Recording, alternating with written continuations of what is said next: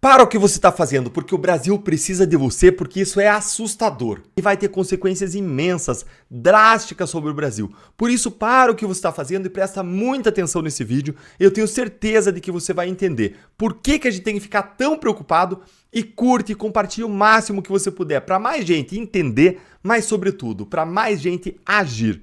Agentes da TSA, a agência reguladora dos Estados Unidos para esse setor de aviação, se reuniram com representantes do Aeroporto Internacional de Guarulhos nessa semana para fechar um acordo que prevê medidas mais rigorosas de controle para passageiros em destinos internacionais.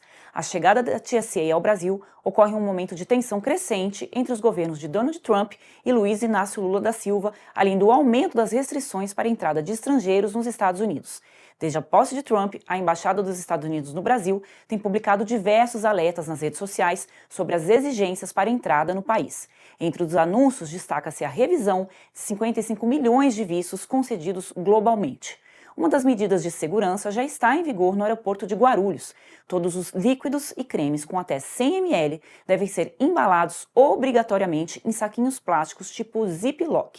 Passageiros que embarcaram hoje para destinos internacionais foram surpreendidos com essa exigência. A regra de limite de 100 ml para líquidos e cremes já existia, mas a obrigatoriedade e o uso desses saquinhos Ziploc não era aplicado anteriormente. Quem não atendeu à nova norma precisou descartar os produtos ou despachá-los. Alguns passageiros borrifaram todo o frasco de perfume no corpo antes de jogar a embalagem fora em forma de protesto. A medida foi implementada sem aviso prévio ou período de adaptação. Em outros aeroportos do mundo, quando as normas semelhantes foram adotadas, os saquinhos chegaram a ser fornecidos aos passageiros inicialmente. O aeroporto de Guarulhos disse que segue as regras da ANAC. A embaixada americana não respondeu ao pedido de esclarecimento da minha coluna.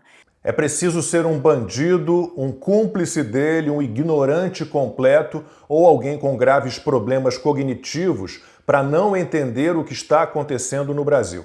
A editora EDA publicou uma trilogia com artigos assinados por gente séria ligada ao mundo jurídico sobre os absurdos que têm sido cometidos por ministros do Supremo Tribunal Federal, pelo menos nos últimos 6 anos. São quase 1000 páginas no total. O último livro saiu em 2022, portanto, já há material para pelo menos mais uma ou 2 trilogias.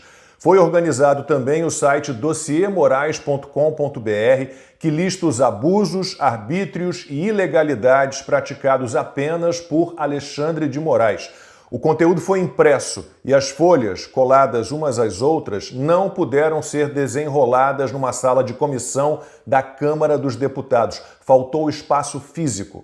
E a coleção de tragédias engendradas por Moraes só aumenta.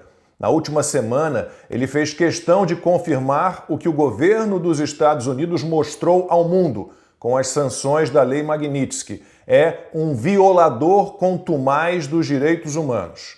A Polícia Federal, transformada na Gestapo do ministro do STF, indiciou o ex-presidente Jair Bolsonaro e um dos filhos dele, o deputado federal Eduardo Bolsonaro, porque considera que eles tentaram interferir no fajuto julgamento da fajuta trama golpista. Outro alvo da PF foi o pastor Silas Malafaia.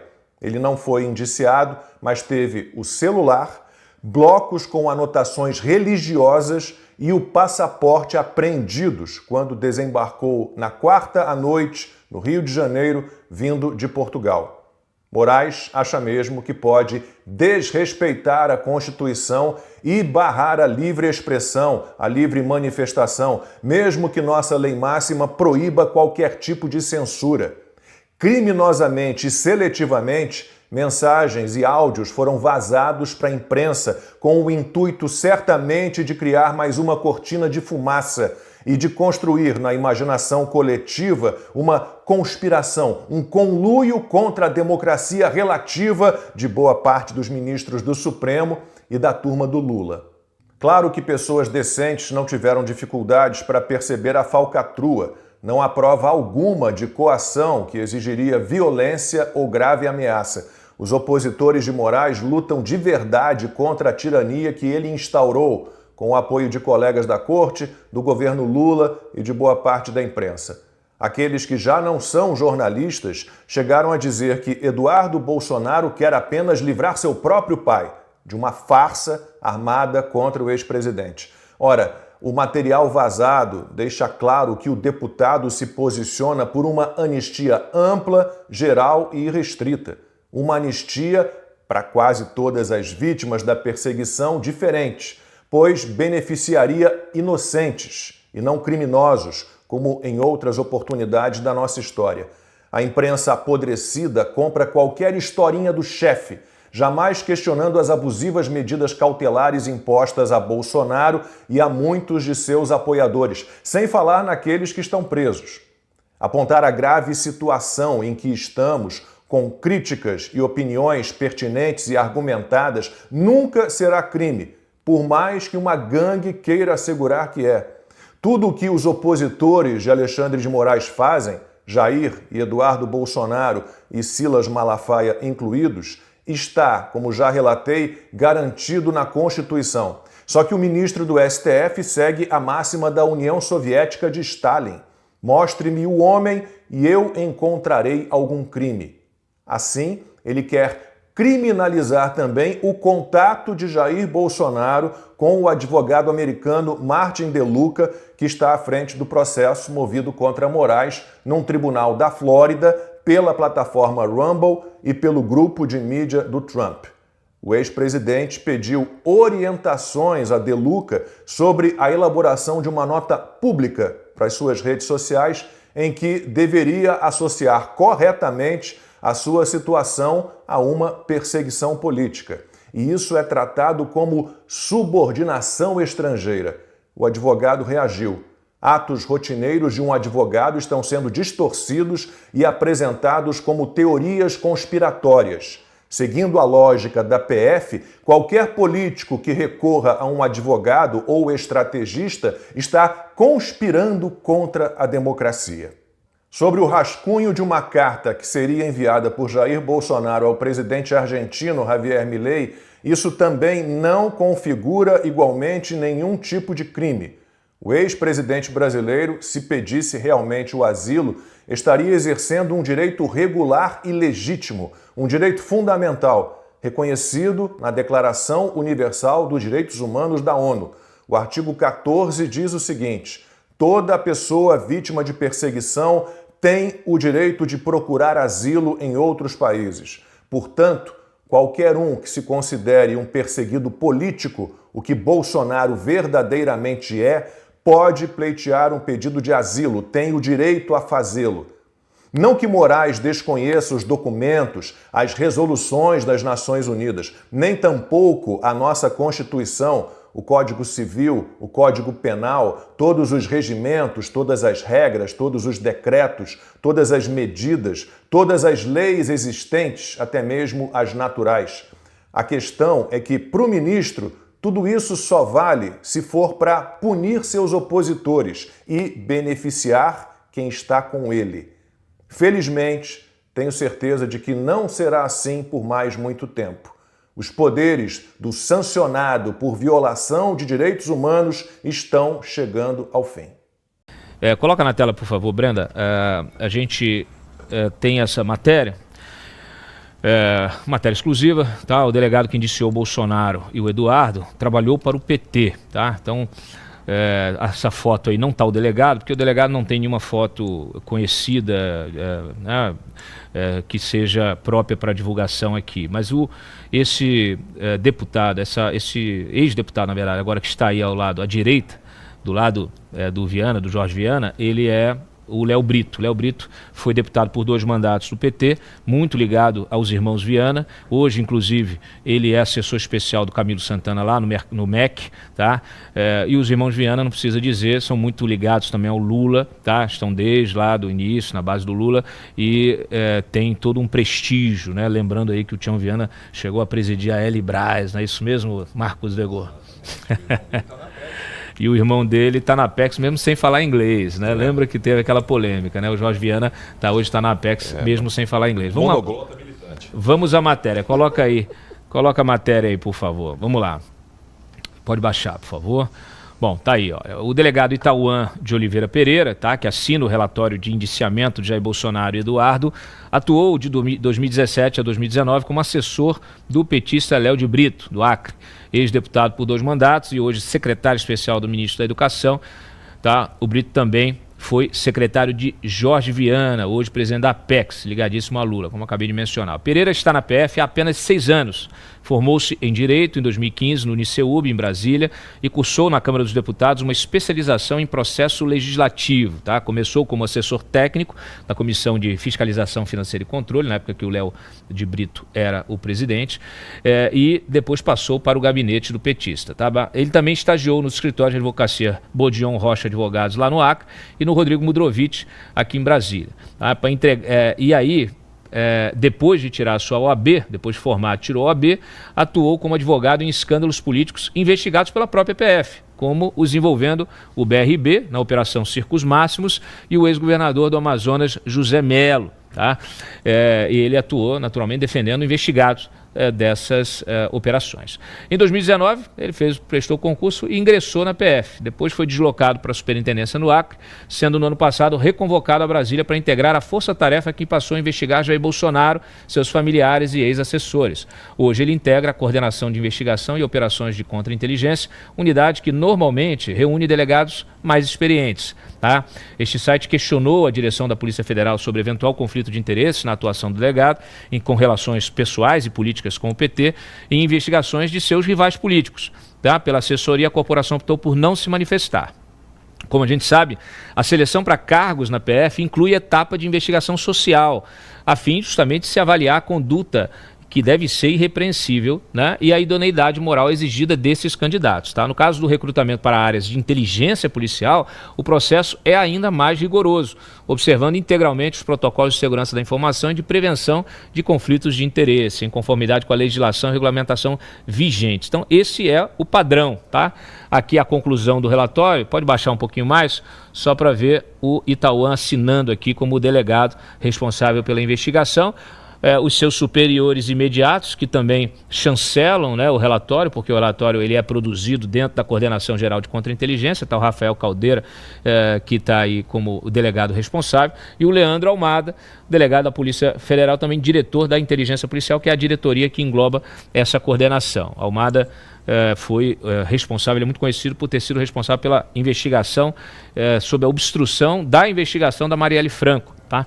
Então, essa informação, ela passa a ter relevância, né? Normalmente a gente não se preocupa com um delegado, com um procurador, né? Com um juiz, a gente não se preocupa. Mas eu confesso a vocês que quando eu bati o olho nesse relatório, me lembrei até do Protógenes, porque o relatório é um relatório de iniciamento do Jair e do Eduardo, é um relatório muito precário, é um relatório inclusive que ele distorce, ele usa requisitos que são de protocolo da investigação para fazer afirmações que elas não têm respaldo objetivo, não têm respaldo legal. Eu vou mostrar para vocês, coloca lá de novo a matéria.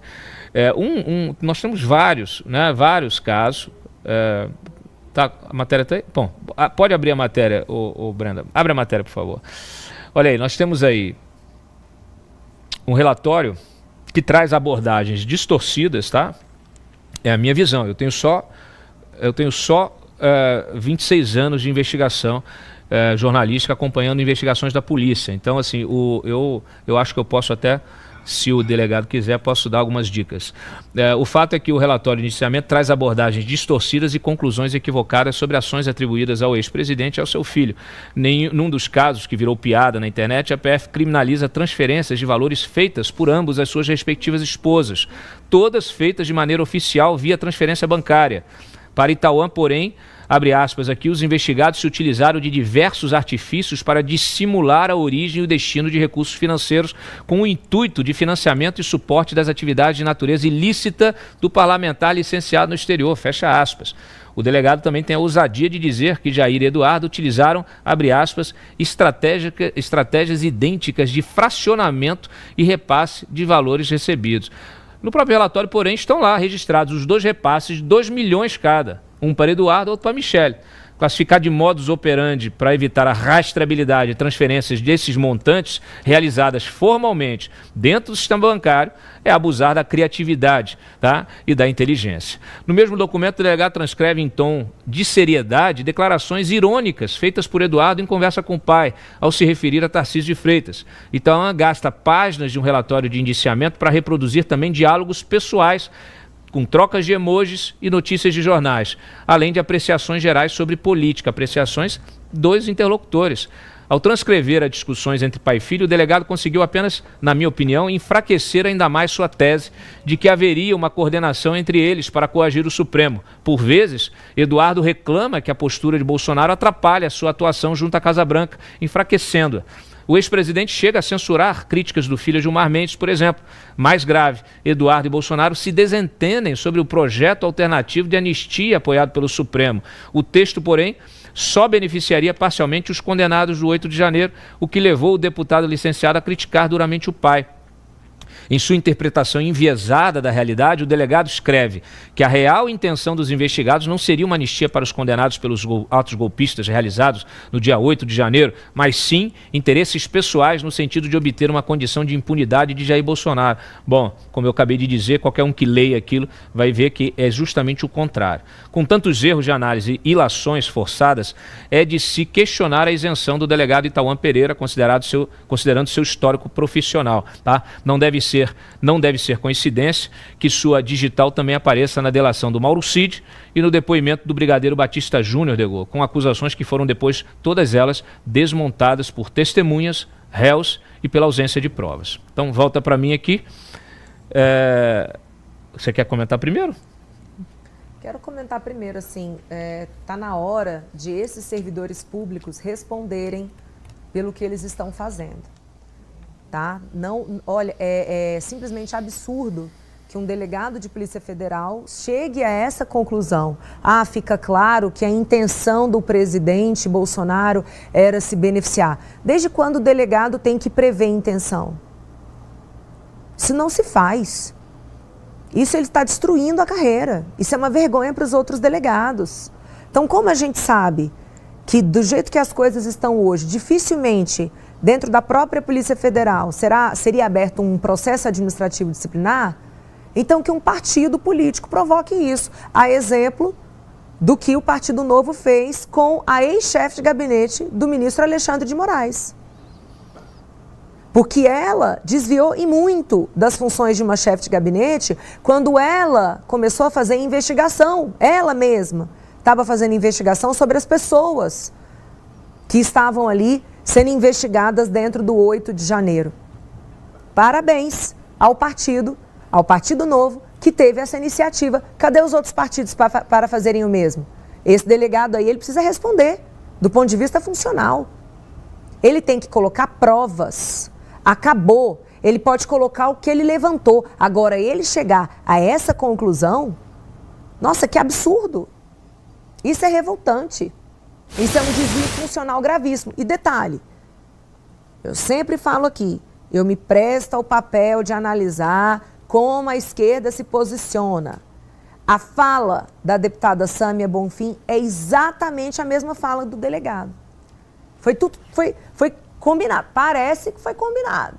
Ele fez um relatório, divulgou, e aí toda a esquerdalha está reproduzindo exatamente a mesma coisa. Não, e sinceramente, por favor, delegado, desde quando uma pessoa que quer ocultar transferência, que está mandando dinheiro, faz por transferência bancária? Que é isso? Se alguém quiser ocultar alguma coisa, o mínimo é sacar esse dinheiro. Saca o dinheiro. Na realidade, por que o presidente Bolsonaro recebeu dinheiro? Porque ele colocou abertamente, ele fez campanhas para receber Pix.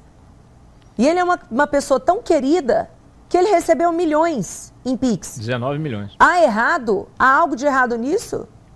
Aí a pessoa recebe uma transação em Pix, que é operacionado diretamente pelo Banco Central, não passou por uma conta. Não, a opção dele foi pelo Banco Central. Recebeu isso, e aí o dinheiro sendo dele, ele pode mandar para quem ele quiser. Meu Deus, ele mandou para a esposa dele. ocultar patrimônio, o cara casado, mandar para a esposa. Sinceramente, olha... Esposa, na verdade, o núcleo financeiro é o mesmo. Exatamente. Não existe esse negócio. É casado em comunhão de bens, é a esposa dele, a mulher dele.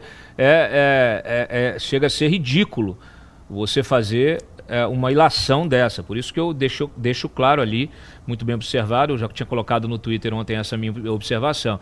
Primeiro, assim, se houvesse a intenção de justamente de evitar a rastreabilidade do recurso, tem que dizer para o delegado que isso seria feito não só por saque, viu? Hoje, uma quantidade, um montante desse, ele poderia jogar numa carteira de cripto, joga lá fora e acabou.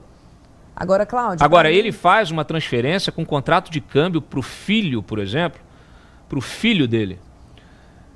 E o filho depois transfere, sei lá, R$100 e poucos mil para a esposa, que também precisa pagar a conta. Vai sair com os filhos, vai não sei aonde, tem as contas de casa para pagar, etc. Desculpa. Mensalidade. É a criminalização do núcleo familiar. Do núcleo familiar. É assim, numa boa, se tivesse saques, primeiro que assim, você tem um limite de saque para não ser rastreado. Então assim, que é muito mais baixo o limite, para não aparecer no COAF. Não tem nada a ver com isso.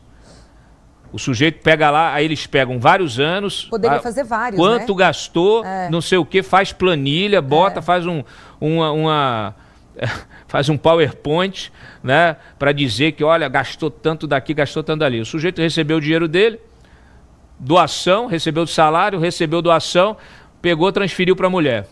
E aí? Sacou uma outra grana, também pequena, para pagamentos de despesas que todos nós temos no dia a dia. Então, assim, convenhamos, delegado Itauã, é preciso ter seriedade, porque o senhor está representando também a corporação da Polícia Federal. E eu digo ao senhor o seguinte, pode olhar meu histórico, e eu não abro, eu aqui não alivio para ninguém, não. A matéria, inclusive, da mansão do Flávio Bolsonaro, da compra da mansão do Flávio Bolsonaro, quem deu fui eu. E o Flávio Bolsonaro depois sentou no lugar onde você está aqui, Degô, e falou para as pessoas, vocês têm que respeitar o Cláudio, porque o Cláudio faz um trabalho sério. A gente pode até não gostar do que ele faz às vezes, mas ele faz um trabalho sério e com correção. Então, assim, eu gosto de trabalho sério, eu gosto de trabalho com correção. Se tivesse, passou para uma offshore, jogou dinheiro para uma offshore, no Caribe, não sei o que, abriu... Olha, beleza, mas até onde a gente está vendo, quem tem imóveis lá fora, quem tem não sei o que, é ministro do Supremo que a gente está vendo. Cláudio. E também assim, eu, por exemplo, quer ver um exemplo? Um dia desse, um site deu o apartamento do Barroso. Do Barroso. O apartamento aí deu uma manchete polêmica como se fosse ilegal. Eu já conhecia aquele apartamento do Barroso há muitos anos.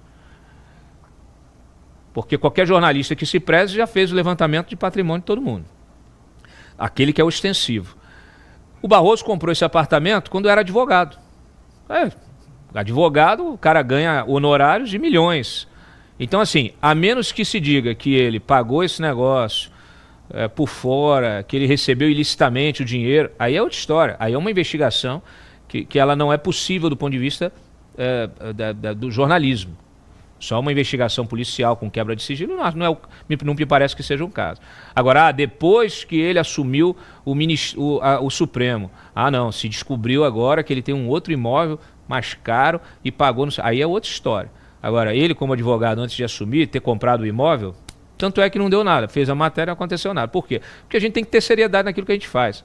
Então, assim, eu olho um relatório desse e eu lamento pela Polícia Federal, porque nós já tivemos outros erros gravíssimos na história da polícia, com relatórios que eles carregam na tinta, o delegado carrega na tinta, faz uma investigação visceral e depois isso é desmontado e anulado lá na frente. Então, no mínimo, acho que a polícia devia já ter aprendido com seus próprios erros para evitar novos erros.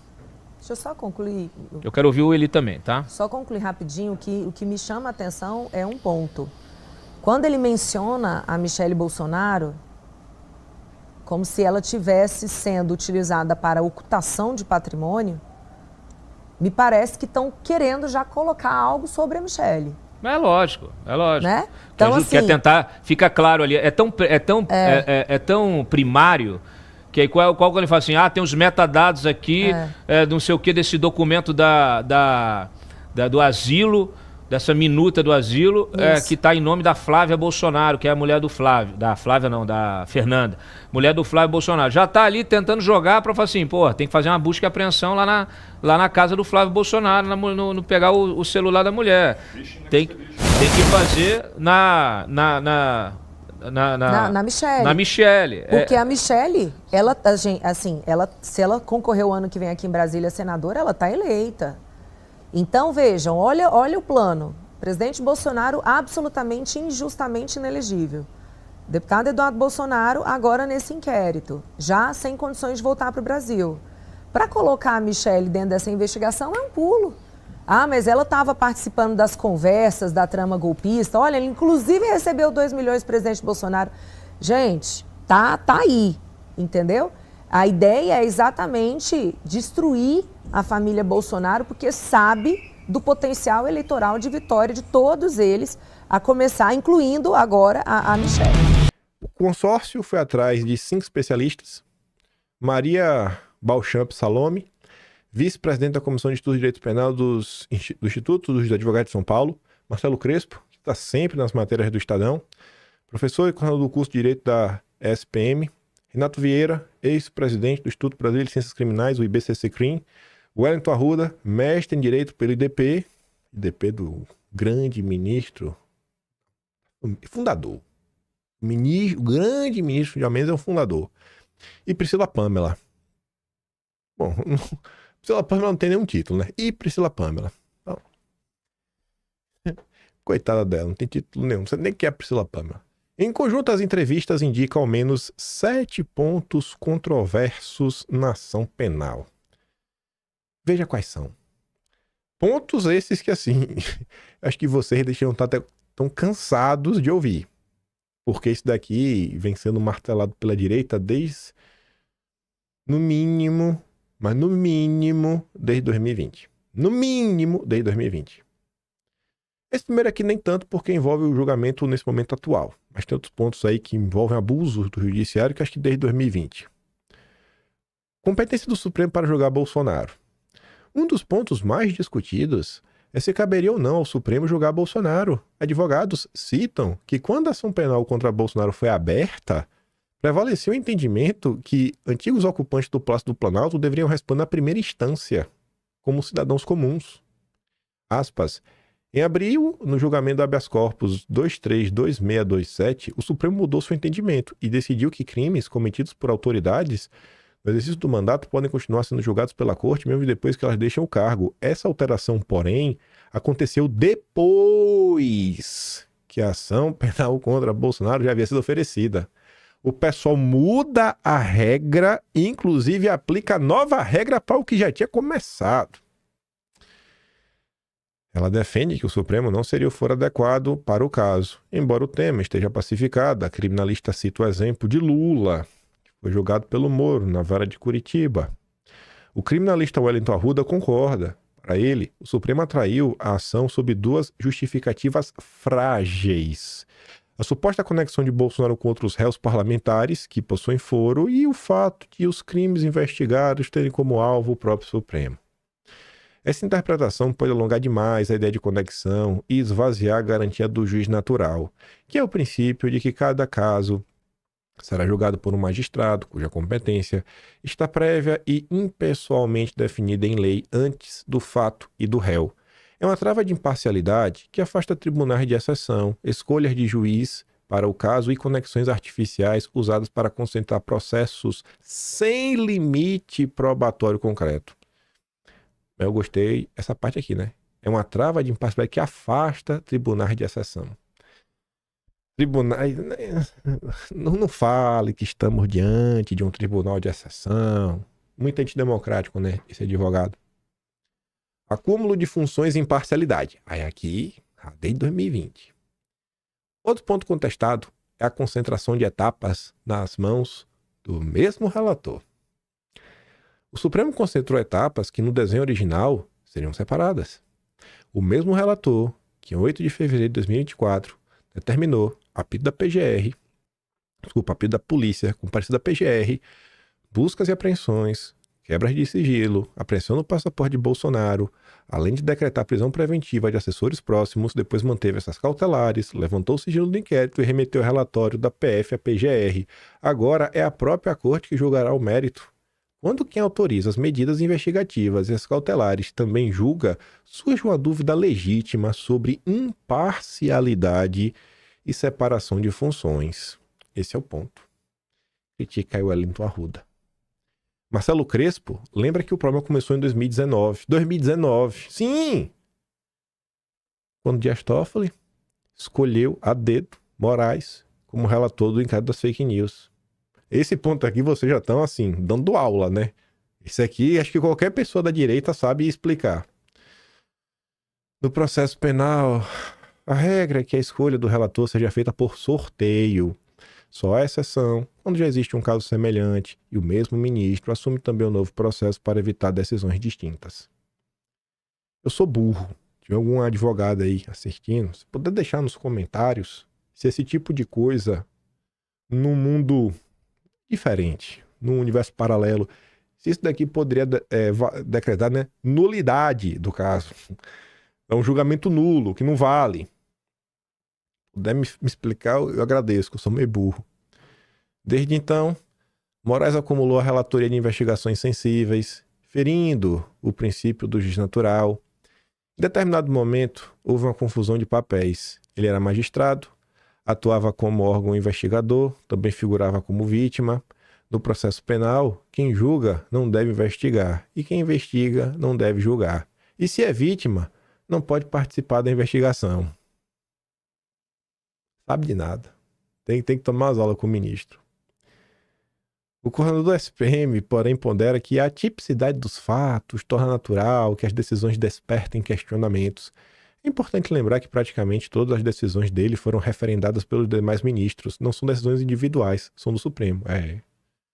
Isso aí mesmo. Então, tá tudo certo. Aí mais um ponto. Julgamento pela primeira turma e enquadramento penal.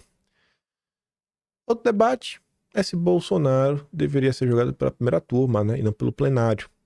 As turmas costumam analisar recursos vindo de instâncias inferiores e casos menores. Votações de menor relevância, em regra, votações de maior relevância, em regra, são analisadas pelo plenário. São os ministros. Aspas. Esse caso merece ser analisado pelo plenário, porque envolve crime supostamente cometido por um presidente da República, que pelo regimento deve ser julgado pelo colegiado. E porque trata de tipos penais novos, criados em 2021. Golpe de Estado e abolição violenta do Estado Democrático de Direito, diz Renato Vieira. Estamos falando de crimes centrais para a sobrevivência da democracia. Faz sentido julgá-los com apenas 5 ministros?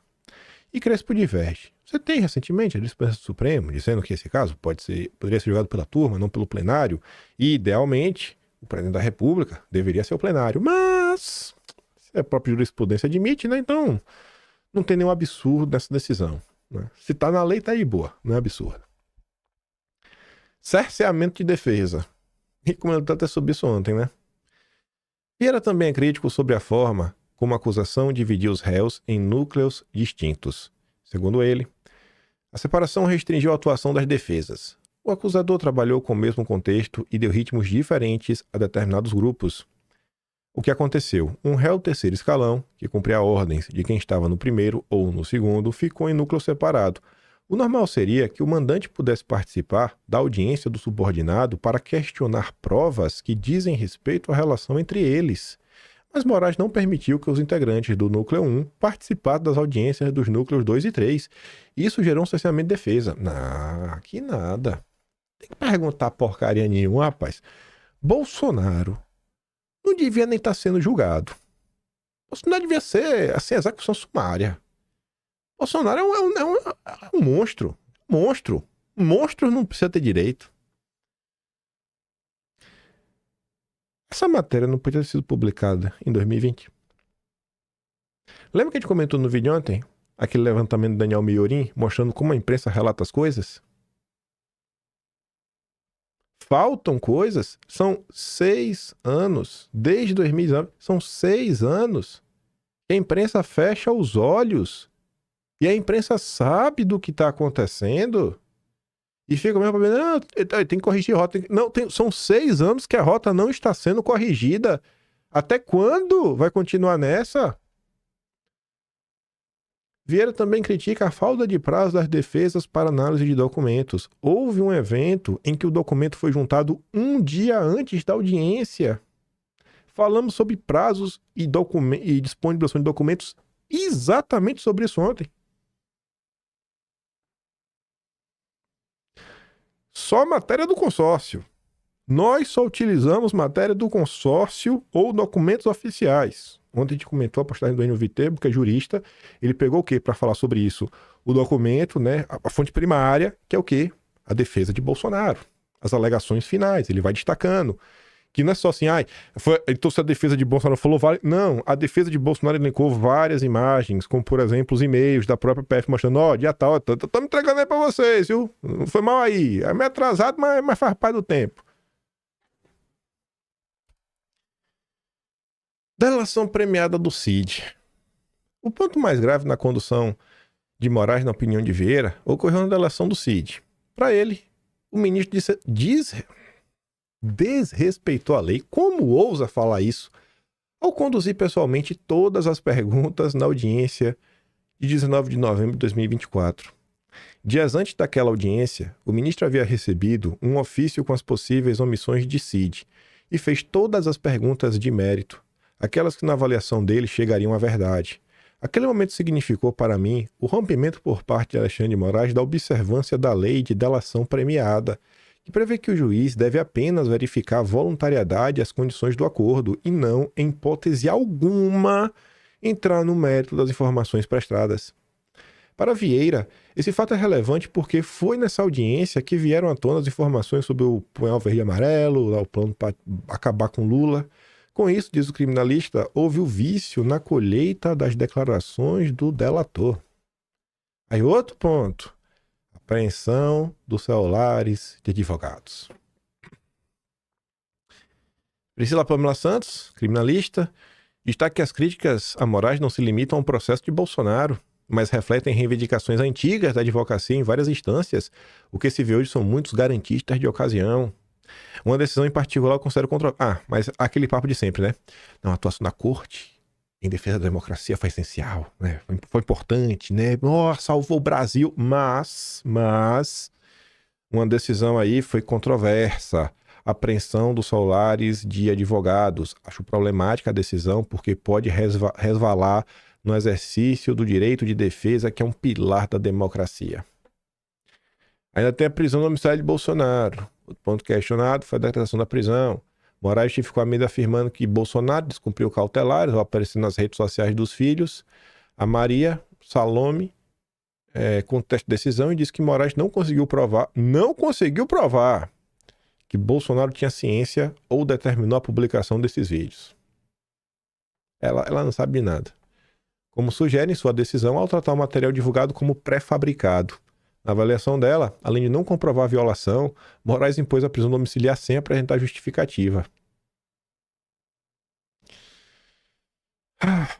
Não podia até aparecer essa matéria alguns anos antes? Aí agora, né? Não tem mais nada para fazer. O julgamento começa agora dia 2. Esse caso aqui vocês com certeza viram, mas não custa relembrar, né? O tormento do homem com lepra condenado pelo 8 de janeiro. Ambulante. Um ambulante. Esse é o grande golpista.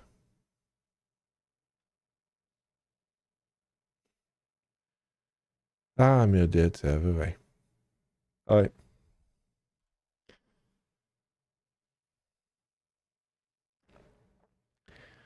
Nesse último vazamento de Bolsonaro, que até agora ninguém sabe apontar onde é que tá o crime, né? Ninguém mesmo, nem o especialista que a Globo chamou sabe apontar onde é que tá o crime. Tá todo mundo esperando para saber qual é o crime. Aparecem também mensagens de Bolsonaro com ministros, né? Pelo menos citando ministros do Supremo. E aí a turma da Folha de São Paulo foi atrás disso, né? E não obteve respostas. Ministros se calam sobre menção de Bolsonaro a conversas com o Supremo em meio ao processo. Não tem registro nas agendas dos ministros e eles não quiseram se manifestar. E aí? E eu não sei, né? Infelizmente, não sabemos. Pequeno dia para a democracia brasileira. Começando a falar um pouco de Estados Unidos, antes de falar de Magnitsky. Michel Temer, né, apareceu aí, falando que Alcolumbre e Mota deveriam fazer uma viagem para os Estados Unidos.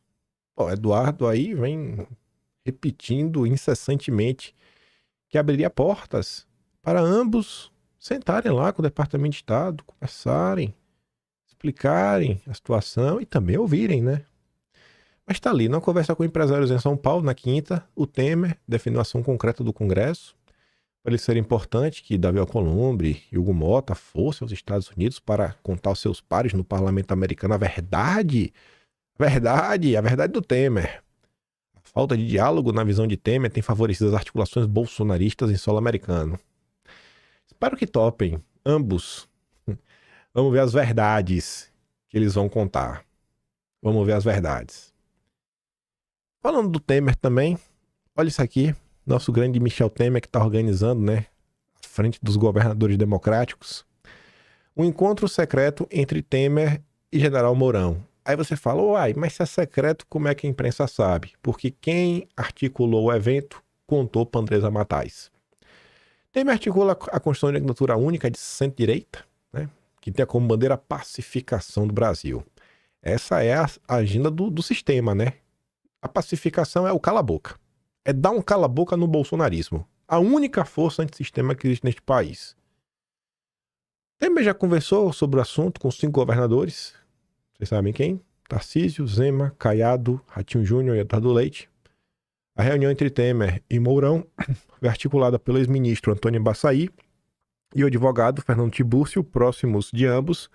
Percebam a vontade genuína da parte do Temer de ajudar o país a superar o mal da radicalização, a narrativa do establishment, que tem engessado o Brasil e impedido que os grandes temas estruturais sejam debatidos. É nesse contexto que entra a conversa com Mourão, cuja passagem pela vice foi marcada pela temperança. Aguente isso aí na cabeça.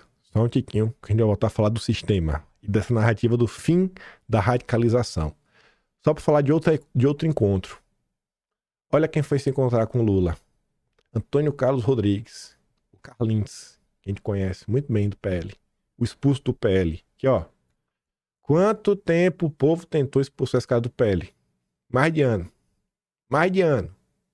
Agora que foi expulso, recebeu a ligação do Lula, ó. O convite partiu do próprio Lula. Por quê? Porque Carlinhos sempre teve boa relação com petistas e chegou a ser ministro da Dilma. O Valdemar aguentou esse cara 3 anos para não desagradar, né? Não perder o apoio dos lulistas. Lula, por sua vez, prometeu convidar Carlinhos para um novo encontro nas próximas semanas, além do petista. Carlinhos também recebeu ligação de Geraldo Alckmin e da Gleisi Hoffmann. E o Valdemar não queria expulsar. Ai, esse Valdemar. Pois bem, eu queria voltar a falar do establishment, da radicalização, a polarização. Vai aqui, ó. Obviamente, se você parar para analisar, né, a maior parte que tá aqui assim, ó, vou até riscar. Você vê que tá mais da metade, né? A metade seria aqui no meio. Se bem que eles colocaram até o Lupe aqui, né, de brincadeirinha. Mas aqui também colocaram o Trump. Mas enfim, qual o problema do Brasil, né? É o bolsonarismo e o Lula. Sociedade cansada. A população dá sinais cada vez mais claros de descontentamento com a polarização, o debate raso e a agenda política descolada das prioridades do país. O Temer é um vidente. A mesma Veja que tá falando aqui do Temer, né? Ah, meu Deus, eu adoro essas coincidências. Aí, né? Aí quem vai nos salvar? Os governadores democráticos.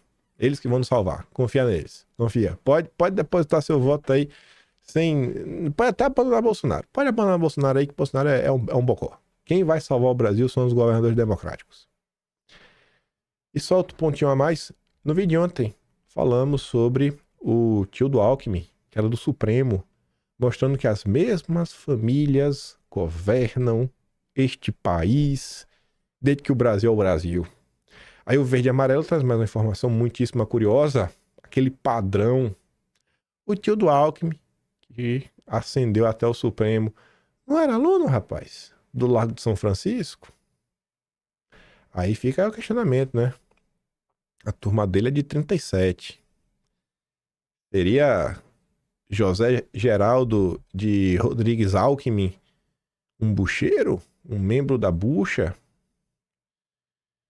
Não sei. Tem que perguntar pro Alckmin, né? Vê aí. Mas no mínimo muito curioso. Se aproximando um tiquinho mais.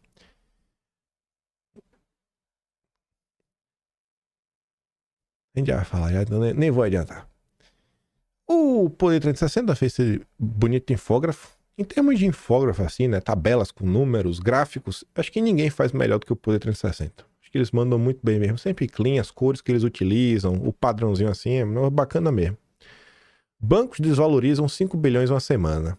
E quem que puxa aqui, né? O maior prejuízo é o Dedé. E eu fico preocupado. Porque o Dedé tendo prejuízo significa que vai ficar difícil pro Dedé abrir uma agência aqui, né? E eu poder trabalhar para ele. O sonho de vida hoje, minha meta é trabalhar pro Dedé. Não quero ser político. Não quero ser ministro de Bolsonaro. Quero trabalhar pro Dedé. Quem sabe aí o Dedé podia abrir até uma churrascaria. Eu sou o churrasqueiro do Dedé. Tô triste. Dia pequeno pra democracia brasileira. E aí o Renato comenta, né? O sinal vem do BTG.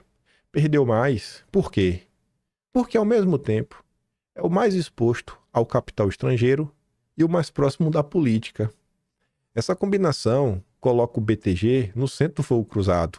De fora, investidores punem qualquer sombra de instabilidade regulatória. De dentro, a proximidade com Brasília o faz carregar o custo da crise institucional. Quando um banco assim vira termômetro, a mensagem é clara. A turbulência não é ruído, é estrutural. E só existe um caminho para iniciar a normalização. Não é o fim da polarização, é a anistia. Anistia, anistia, anistia. Aí veja, Escritório de Ação da Magnitsky patrocina evento com Moraes. O evento do LEAD, que André Mendonça estava palestrando, Moraes também. Tinha como um dos patrocinadores o grupo que moveu a ação que Flávio Dino deu a decisão. Não falo diretamente, mas envolveu a questão da Magnitsky, né? E tá ali o André Chaldes. Olha a data dessa matéria. 22 de agosto. Varde Advogados, do Valfrido Varde, patrocina na tarde desta sexta um evento que inclui a palestra de Moraes. A fala de Moraes foi na tarde dessa sexta, na 24ª edição do LEAD, do grupo do Dória, né? Valfrido Varde representa o Instituto Brasileiro de Mineração, o IBRAM, num processo que corre no Supremo sobre o rompimento das barragens de Mariana e Brumadinho em Minas. Foi nesse processo que Flávio Dino deu um despacho nesta segunda, dia 18, reafirmando que decisões judiciais e leis estrangeiras não têm validade automática no Brasil. Beleza. Olha a data. Quando eu vi isso, eu falei, deixa eu trazer aqui uma informação. Algo dizia na minha mente que alguém ia publicar isso na imprensa. Eu realmente, das coisas que eu tava nessa, né? Senão eu só ia colocar no Atlas. 18 de agosto, no dia da decisão do Flávio Dino, lá vinha a Pamela. Sabe quem é um dos advogados da DPF que Flávio Dino atendeu hoje? Valfrido Varde, fundador do IRE, parceiro da Global Americans, think tank afiliado pelo NED dos Estados Unidos, no qual ajudou nas mudanças de regime no continente sul-americano. Que coisa, né, rapaz? Que coisa. E mais, sabe quem é o presidente do Estudo de Mineração? Dia 18 também, que é o processo. É o Raul Jugman, que também é o presidente do IRE, do Valfrido Varde. Ele foi ministro do Desenvolvimento Agrário do governo FHC, além de ministro de Defesa e ministro extraordinário da Segurança Pública do governo Temer. Além disso, ele também foi eleito em 2024 o novo presidente do LIDE Mineração, porque o LIDE do Dória tem diversos braços, tem o LIDE Mineração, e faz parte do Conselho Curador do SEBRI, um think tank das Américas, né? Centro Brasileiro de Relações Internacionais, mais um braço do diálogo americano no Brasil. Tá bom pra vocês? Que coincidência, né? E sabe quem é ele também?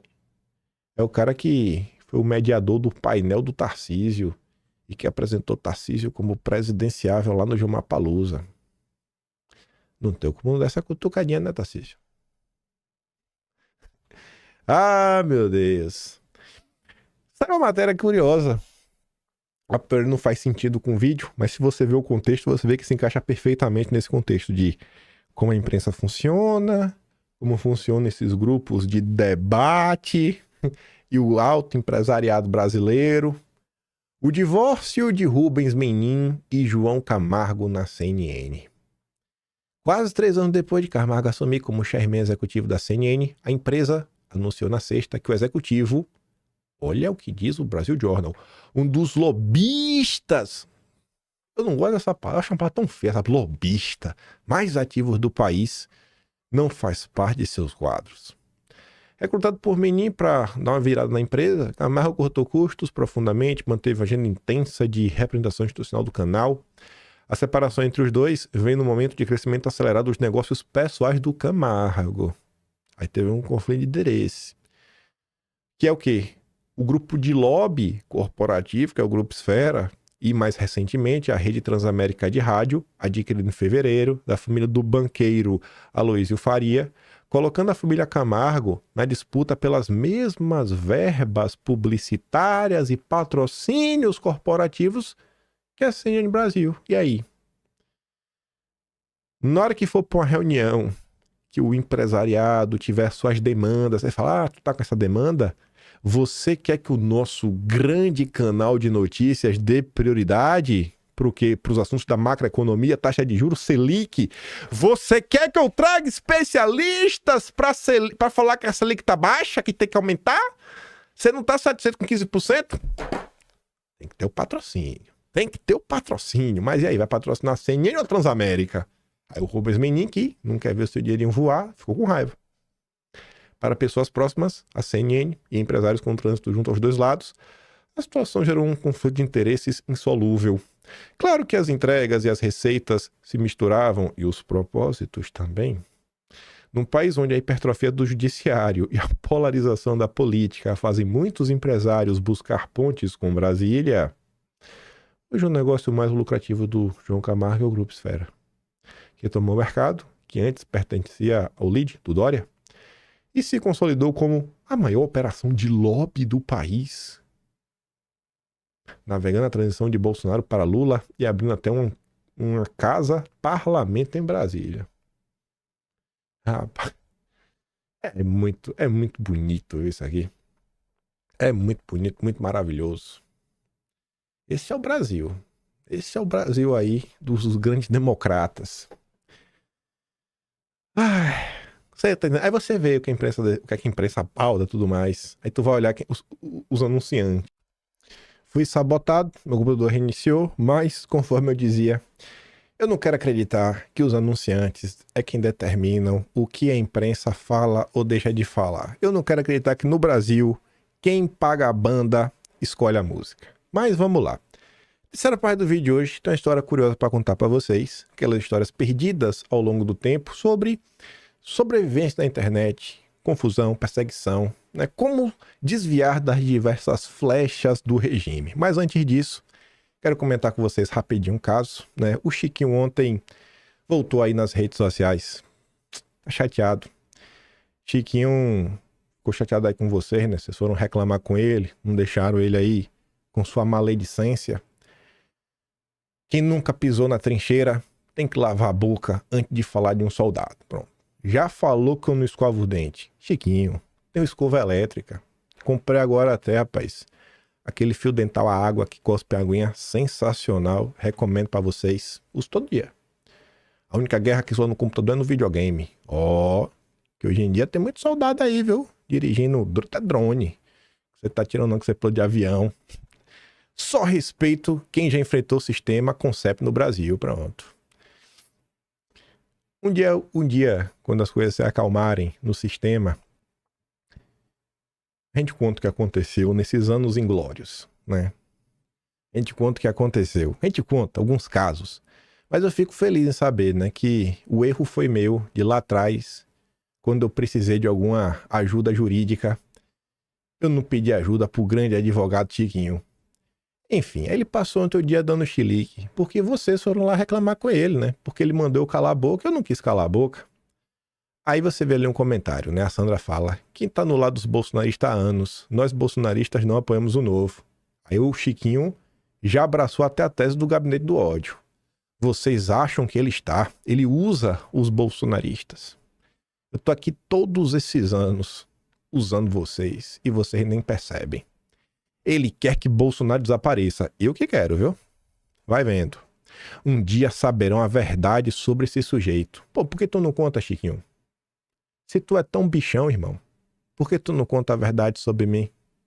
E quem está por trás dele? É o mesmo papo que eu já vi da boca do Ayan, da boca do Roberto Jefferson, da boca de uma galera. Como é que pode, velho? Como é que pode ser desse jeito, né? Na primeira oportunidade, o sujeito tirou a máscara. Na primeira oportunidade. E o melhor, ainda mandou essa ontem. Sem CEP e sem CPF também, né? Só perfil fake no exército do videogame. Pronto. O cara já tá achando ruim até quem usa do anonimato. Aí eu conto uma história pra vocês. Eu sempre falo de um empresário do Partido Novo. Quer dizer, não é do Partido Novo. Empresário aí de São Paulo, que ele é até do Partido Novo e ele sempre bota fé nesse pessoal. Aí dias atrás ele tinha falado, cara, pô, tu fica pegando no pé do Novo. Aí eu cheguei pra ele e falei, mas vem cá, o que é que eu menti? Não menti em nada, né? Mas pô, não pega no pé. Eu falei, tenho que pegar, não tô mentindo. Aí, por ele ser empresário, e ele até já foi alvo do Guilherme Amado, ele tem um perfil lá. Ele fala, pô, cara, então nem eu posso dar mais CPF, nem eu mais posso ser anônimo. Eu falei, o Chiquinho não gosta de anônimo não, viu? O Chiquinho é igual do Nilo Gentili. Dê poder pra você ver o homem. Dê poder vai ser igual o Moraes. Se você der poder, ele vai tá apto pra sentar no Supremo. Regulamentar as redes. Chame o Chiquinho pra regulamentar as redes. Mandando os outros calar a boca e atacando anonimato. A turma se revela fácil demais, né? Aí sei que ontem ele me desafiou a fazer um dossiê sobre os ministros. Sabe assim, papo de maluco. Primeiro, não faz nem ideia o que são os dossiês, como eles surgem. Não faz a mínima ideia quem eu sou. É um surfista de like. Todo mundo sabe quem é o Chiquinho. Mas a galera ficava assim meio sem jeito pra falar, porque ele tá aí no 8 de janeiro, então o pessoal meio que fica calado. Todo mundo se pergunta qual é desse maluco, né? Aí fica todo mundo meio quieto. Bom, agora ficou meio óbvio aí qual é o comportamento dele. Mas deixa eu contar uma coisa pra você, Chiquinho. Até fiz aqui um resumo, né? O que foi que eu fiz nessa briga toda? Eu cobrei coerência e críticas aos colegas de Chiquinho do Novo. Foi tudo que eu fiz. Vocês me viram fazendo alguma coisa a mais? Vocês conseguem apresentar, gente, qual foi a mentira que eu falei do Partido Novo? Qual foi a mentira que eu falei alguma coisa do Chiquinho? Eu só falei, Chiquinho, fala aí, pô, teus amigos. Já o Chiquinho defende meu silenciamento, né? Fechar minha matraca. Acusa eu ter um chefe, quem está por trás de mim. Abraçou a tese do gabinete do ódio. Acusa o meu trabalho de ser inútil, que é o fim do anonimato. E acusa eu de querer trabalhar para que Bolsonaro desapareça. Parece proporcional essa briga? Mas quem tá de minha direita sou eu, né? Ah, Chiquinho, dê poder para um homem e veja quem é esse homem. Mas vamos lá. Vou contar uma história para vocês. Pra vocês entenderem algumas coisas, né? Tem gente que às vezes fica muito presa na estética, né? Mas por que você faz isso? Por que você não faz aquilo outro? Se vocês pegarem aqui vídeos de... Eu vou dar até uma data, possivelmente. Setembro de 2021. Ali eu percebi que uma linha havia sido cruzada. Que, além de ter aquela busca e apreensão contra o próprio Sérgio Reis, Roberto Jefferson, Wellington Macedo, Oswaldo Eustáquio, o Salomão foi para cima da Bárbara, da Camila Ábido, do Conexão em Política, do Folha Política, enfim, de vários canais, né? Aí o bicho pegou, eu falei, opa. E aí eu sou um cara que presta muita atenção nas coisas. No ano 2020, tinha publicado a matéria da Globo que até hoje não se profetizou. A Globo falava que eu ganhava 100 mil reais. Eu falei, meu Deus, que isso seja verdade. Até hoje eu tô esperando isso de acontecer, né? Que Deus me abençoe. Que esse dia chegue um dia. Que chegue. Aí eles pegavam lá uns números do Social Blade pra justificar isso, né? A garantia sou eu. Naquilo eu já fiquei meio assim, né? Eu falei, ó, esses malucos estão me monitorando. Aí depois teve a matéria no Lauro Jardim falando de mim. Youtuber, especialista em dossiês, vai participar de um congresso conservador. Era um congresso do Brasil conservador, não sei por que eu virei alvo. Eu falei, cara, o pessoal tá com 2 matérias na Globo, né? Falando mal de mim, botando um alvo nas minhas costas. Aí isso tudo aconteceu, e conforme tendo desenrolado, né, dos inquéritos, sempre que tinha os inquéritos, você vinha... Deixa eu mostrar aqui pra vocês a imagem. Nem botei aqui em vídeo, mas eu sei onde ela tá bem fácil. Mostrar pra vocês o que tá em uma das decisões do inquérito, né? Diversos... Tá aqui logo no início. Deixa eu ver.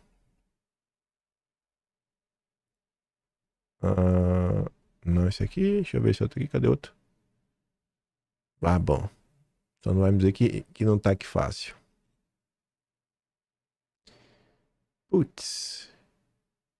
Será que é esse? Deixa eu ver. Ah, esse. Pronto. Já achei já. Ó. Se liga aqui. Isso daqui, ó, tá em uma das decisões.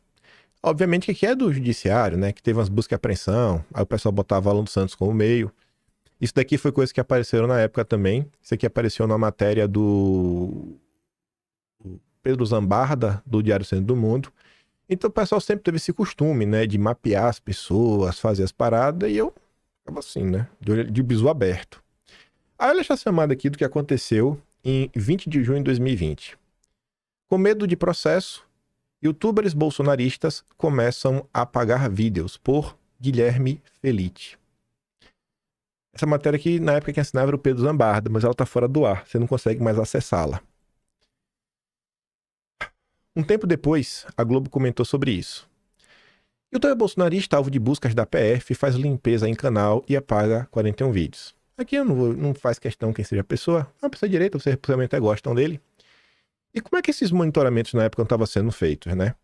Entre os vídeos apagados por fulano, há pelo menos 7 que mencionam o Supremo e ou ministros da corte. Um deles é intitulado, ou seja, esse aqui era o título do vídeo.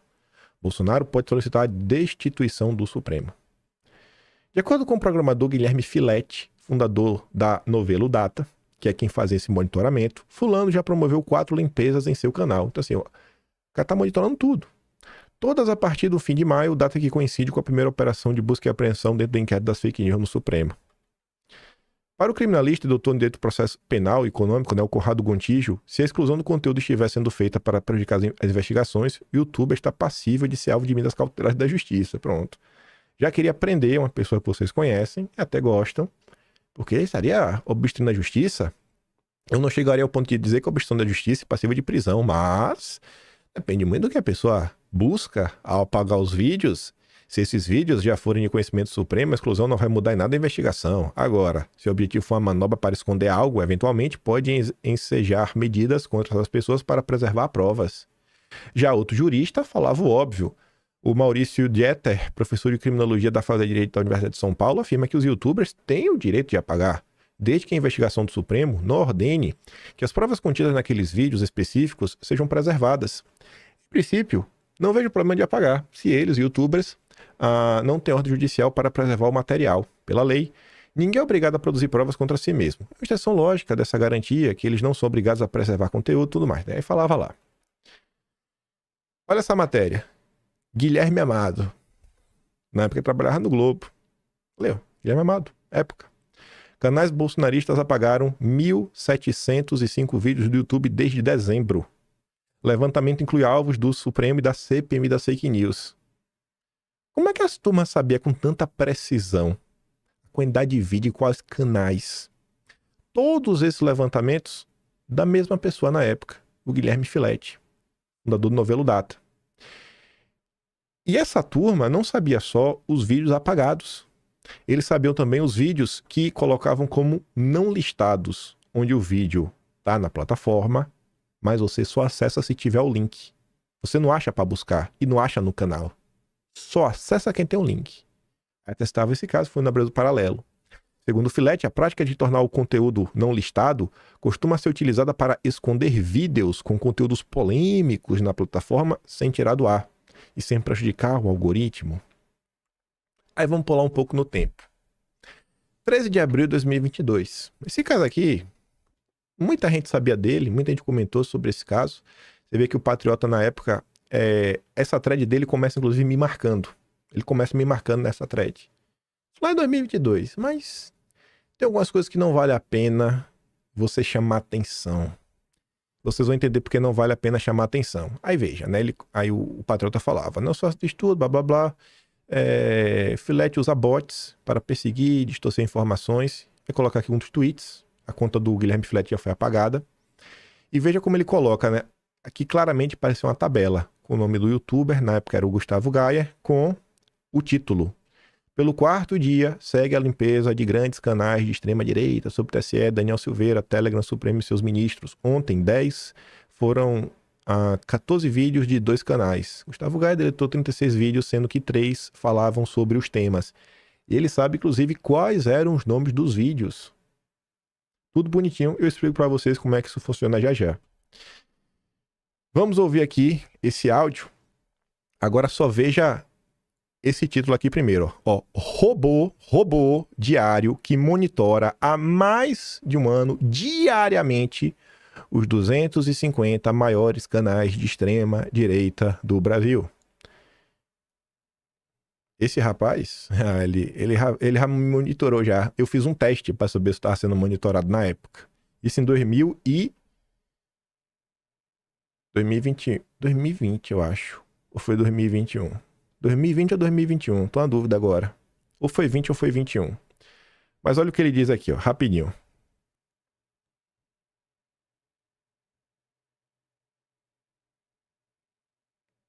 Tem que baixar o vídeo, peraí. Ai, essa internet, viu? Eu dar pausa para não gastar o tempo de vocês. Pronto, vamos lá. Tem robôs que monitoram o YouTube diariamente para diferentes comunidades, para diferentes nichos. E daí, a partir do ano passado, a gente começou a fazer um robô que consegue pegar todos os vídeos deletados de grupos específicos, principalmente os grupos de extrema-direita. Então, esse número está desatualizado, isso aqui já está quase 350 maiores canais de extrema-direita, que são os caras que, basicamente, concentram essa atuação. Então, por causa disso, a Novelo foi a empresa capaz, né, primeiro grupo capaz de entender grandes limpezas de conteúdo que... Você entendeu, né? Ele falando. Aí, vê só isso aqui. Como é que funcionava, né? Toda vez que alguém postava um vídeo, o robozinho pegava o nome do canal com o nome do vídeo. Toda vez que você pegava um vídeo e apagava, o robozinho detectava e falava, opa, apagou, ou botou privado ou não listado. Porque essa atualização acontece, o cara tem acesso à API aqui da plataforma. Então o cara monitorava isso tudo, o tempo todo. Ontem, Gustavo Gaia removeu 37 vídeos. A temática geral é ataques ao Supremo. Dos 37, 29 citavam explicitamente o ministro no título. No título! Tu já me viu usando o nome do cara no título? Sabe como foi que eu fiz para saber se estava sendo monitorado por ele? Na época tinha um vídeo. Cheguei, um vídeo mais antigo, de semanas antes, eu sabia que ninguém ia assistir. Eu peguei o vídeo, um específico, e meti e não listado. Aí ele foi lá e me botou num negócio desse. Eu acho que eu não sei se o gato... Eu apareci uma dessas, 2000, e falei, ó, eu também estou sendo monitorado. Ali, eu fiquei ligeiro. Estou sendo monitorado, velho. Eu vou ficar dando chilique. Sabe quem foi que bateu muito de frente com esse rapaz aqui em 2022? De denunciar o Filete e tudo mais? O Filete deletou já o Twitter dele. Na época, quem bateu muito de frente dele foi o Ed Raposo. O Ed Raposo tá sem canal no YouTube, né? Aliás, a limpeza terminou pelo 5º dia. E você viu tudo bonitinho, ó, o nome dos vídeos. E o cara sabia, cara, o que você tava falando. Só que ele não para por aí. O tempo foi passando só pra vocês mostrarem que a coisa continua, né? Vi o título e pensei, haja trabalho pro Filete. Abri a matéria e os dados são justamente do Filete. Canais bolsonaristas deletam mais de 1.500 vídeos após a operação da PF contra Bolsonaro. Os monitoramentos continuam até hoje. Eles estão aí, eles geram matéria, a matéria gera para a imprensa, e o que sai na imprensa vocês sabem que é utilizado pelo judiciário. Aí, olha para isso daqui. Print salvo. Entre a vitória de Lula e 8 de janeiro, a extrema-direita publicou milhares de vídeos no YouTube. Um número grande destes já está fora do ar por N razões. Só que, conforme o tempo foi passando, o nível de monitoramento foi aumentando. E a galera passou a ter o quê? Transcrição. Que é o quê? O que você fala é transcrito. Você acha que se der uma transcrição no meu canal, você acha que o cara vai achar alguma coisa? Dá um Ctrl V aí no meu canal. Dá um Ctrl F aí, Master. Por que você faz isso? Por que você troca algumas palavras? Porque eu não sou burro. Porque eu me adapto. E eu te pergunto, teve algum assunto que a gente não abordou ao longo desses anos? Com tanto canal dando aí de mão beijada um trabalho mais fácil, sabe? Que fica fácil de você saber sobre o que tá falando. Será que ele vai querer realmente ter trabalho comigo, um vídeo de 1 hora, procurar se eu falei em determinado... Se eu falei de uma forma que dá trabalho, né?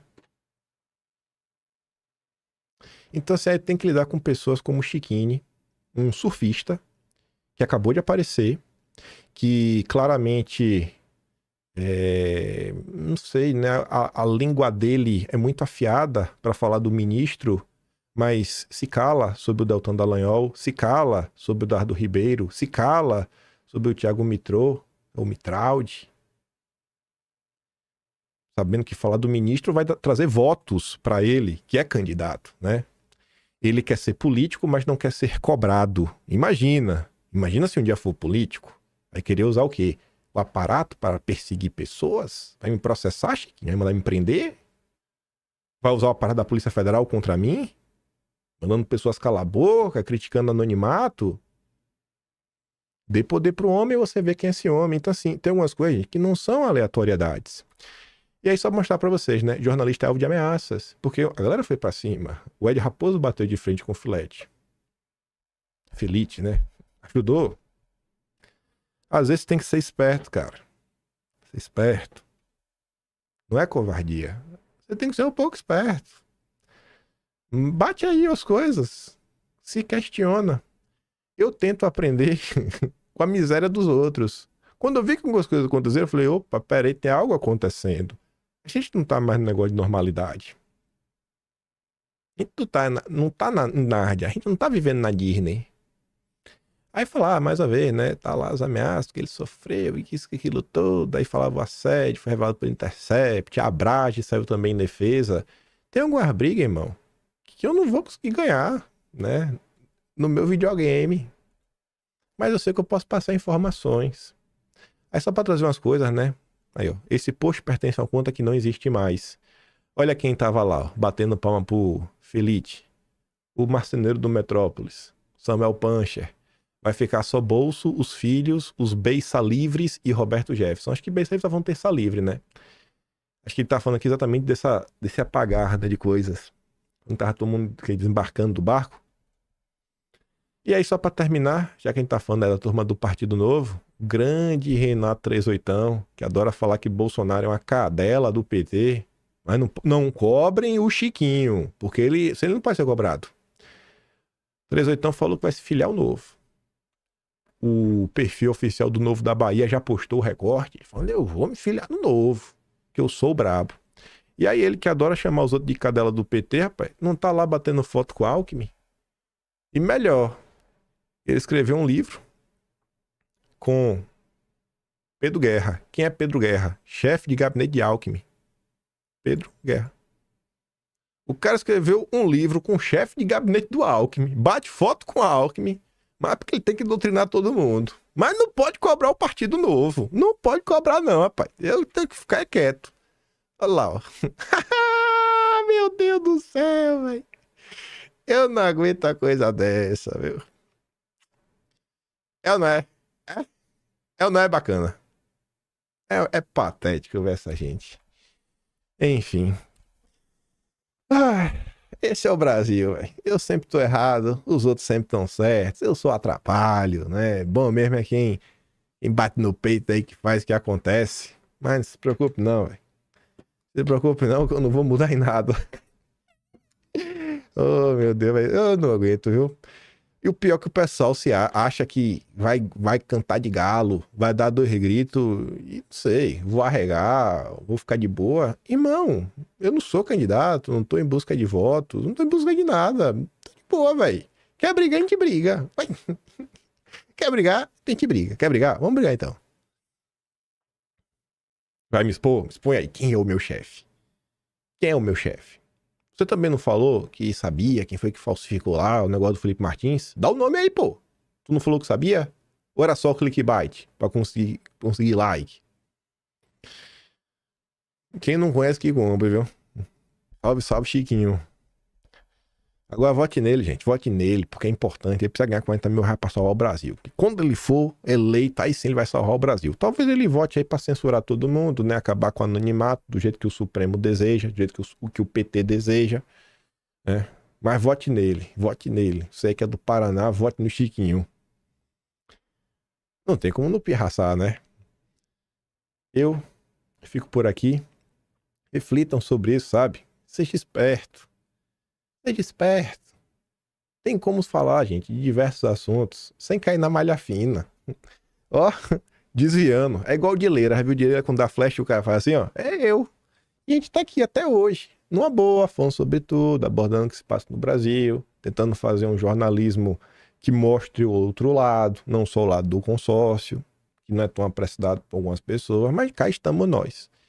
E se você gosta do meu trabalhinho, quiser dar um pouco mais, passa lá no canal, tem um Tony Valeu, tem o Patreon na descrição e tem o Atlas Brasileiro, kimpai.com/br. Vejo vocês amanhã e fiquem com aquele grande beijo, abraço, tamo juntos. Valeu, meus amigos. Fui!